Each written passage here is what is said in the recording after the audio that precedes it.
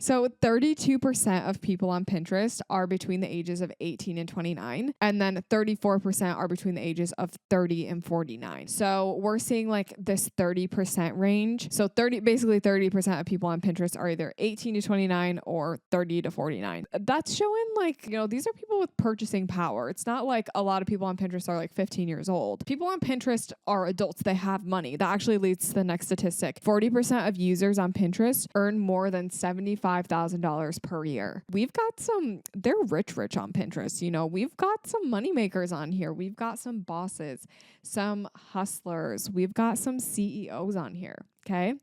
And I think that's a powerful statistic because that means people have the ability to spend money on Pinterest. It's not like TikTok, where I feel like TikTok is a lot of younger people who are still like trying to figure out finances.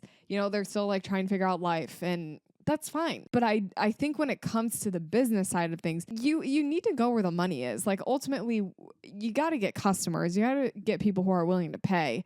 So Pinterest, it sounds like, is the place.